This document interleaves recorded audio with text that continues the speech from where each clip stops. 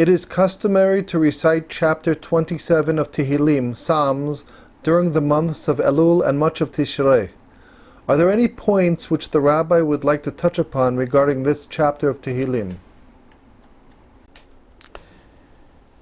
The first point that I would like to dwell upon is in the 4th verse. Ahath sha'alti me'eth Adonai. There is one thing in particular that I ask of Hashem. Othah avakesh, and this I will continuously and repeatedly ask of Hashem, and that is Shivti beveth Adonai, literally to dwell, to sit in the house of Hashem, Kol yemei hayai, all the days of my life, Lahazoth benu'am Adonai, to experience, to witness the majesty, the beauty of Hashem, literally, that is the meaning of those words. Ulvaker behechalo. And this is the point on which I wish to dwell today. Levaker behechalo. First of all, we have to ask ourselves, what is Beth Hashem and what is the Hechal? On this we find two interpretations, two perushim. One perush, such as the Radak, is that Beth Hashem and the Hechalo, the Hechal, refer to the Beth Mikdash, which is, I think, the more simple and obvious intention of the Pasuk. And the general thrust of this request to dwell in the house of Hashem means to be able to come to the Mikdash, to the temple, and there to be inspired, to study, to learn, to dwell upon, and look deeply into different aspects of the Torah and gain insights into human existence and our relationship to Hashem. And this was something that was done in the Mikdash, as the Radak explains, by the Kohanim and the Leviim. And this brings us to the next issue, which is really the main discussion today, and that is Levaker behechalo. What is the meaning of the word Levaker? Here we find, in fact, three perushim, three interpretations of this term, Levaker. Amongst the Kadmonim, amongst the early Mefarshim, we find that most of them prefer either one or the other of two possible interpretations. One interpretation, Levaker, is to examine, to look into, to dwell upon, to investigate. As we find in the Torah in many instances referring to a Kohen, that the Kohen does not have to be Vaker, lo yevaker ha-Kohen. The Kohen does not have to check or look into something. Or another pasuk which says, Bikoreth tihiyeh, the Beit Din in that case has to look into the matter, investigate the matter. The word levaker, according to this interpretation, means to look into something, to dwell upon something, and think about something profoundly until one gains insight as to the truth of the matter under discussion. This interpretation we find in Menachem ben Saruk, in his famous Mahaberet Menachem. We find that Rabbeinu Tam and Rav Saadia Gaon and many Mefarshim understand this term Levaker behechalo in this sense, in which case we have to understand that Levaker behechalo means to dwell there, to be there in order to dwell upon things, to investigate, to learn, to study, to look deeply into different aspects of the Torah and our relationship to Hashem's created universe and Hashem's relationship to us, etc. The other interpretation, which a number of the early Mefarshim ascribed to, is that of Dunash ben Labrat, and Rashi follows in his footsteps, and that is to interpret Levaker meaning to visit regularly every morning. In other words, from the word boker, to come every day in the morning to study, to pray, to meditate, etc.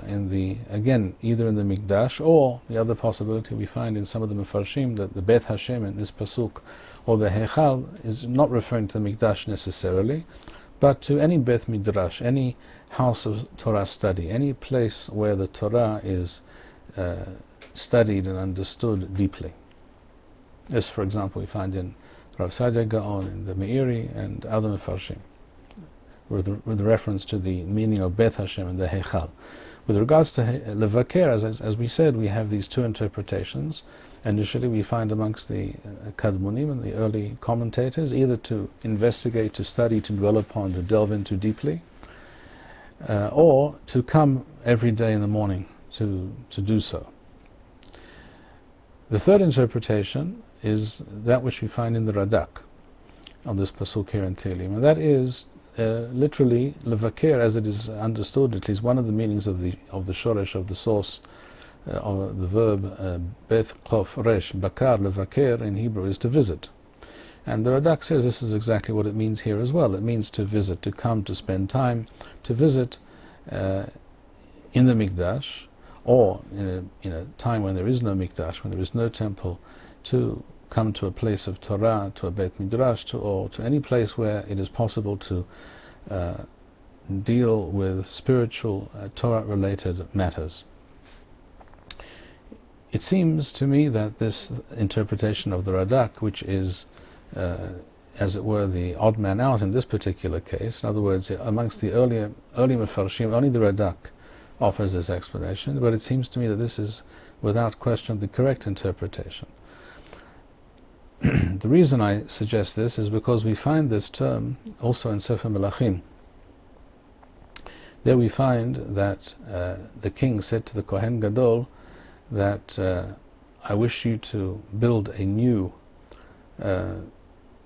altar in the Mikdash, in the temple, based on what I saw in Aram, in Damascus. In other words, this king was influenced by the example and the style of worship that he saw in foreign countries. He wished to copy this in Yerushalayim, and he said the old Mizbeach, that which was put in place by Shlomo HaMelech at the time of the initial building of the first Mikdash, he said that push it aside in a separate place in the Mikdash, and I will come occasionally to visit and to offer a korban, a sacrifice on that particular altar. The pasuk I refer to is in Melachim Beth, Perek Tet Zayin, pasuk Tet Waw,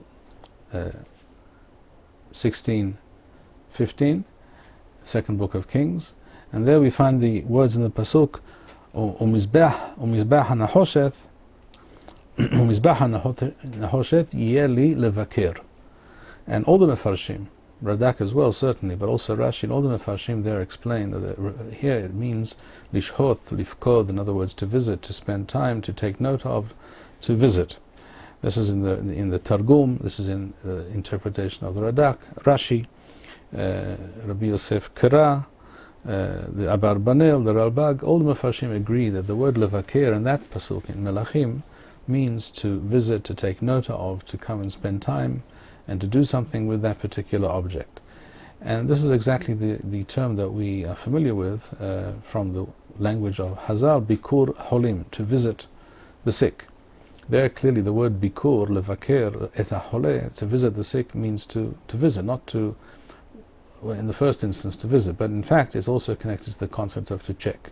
In other words, we have to understand that the shoresh, the source, the root of this verb, Beth Chof Resh, has a number of related meanings. There is definitely a connection between these different meanings. When a person visits a person who is ill, certainly this is how it was in the old days, before we perhaps had hospitals and medical experts, etc. When a person visited an ill person, one of the major aims of such a visit was to check, was to investigate what exactly is wrong with this person, what they need, in which way can we help. In other words, levaker, to visit, to check, is also implies to check upon, to take note of the situation, to take stock of the situation, to understand better what the facts are, in fact. this is related to the concept of to visit, because when one visits, one is also at the same time doing something along those lines, of investigating and finding out what the situation is. So levakir b'hechalo, according to the Radak here in this perek of ours, Kav Zayin, means literally to visit, to spend time, to be able to spend lots of time, as much as possible, in the presence of Hashem. And according to the Radak, it refers to the Mikdash Mamash. And by extension, we understand that a person comes to the Mikdash, or by extension to any Beit Midrash, to any place of Torah, in order not just to be there physically, but to study, to learn, to be inspired, to delve into things, and to learn from people who can enlighten us and open our eyes to great and important insights. And this is the one of the central messages of this perek of Tehillim, that we express our true aspiration in life, which is to dwell in the presence of Hashem, to visit, as it were, with Hashem as frequently, as regularly as possible, in order to delve into and understand more deeply Hashem and His Torah. Thank you, Rabbi Bar-Hayim. We would like to encourage our viewers to share these videos with friends and send in your responses. We would also like to suggest the following opportunity to our viewers. If you identify with Rabbi Bar-Hayim's message and would like to sponsor or dedicate a video interview with the Rabbi in honor or memory of a loved one, if you would like to obtain Birkon Nusach Eretz Yisrael or invite the Rabbi for a speaking engagement, please email us at office@machonshilo.org.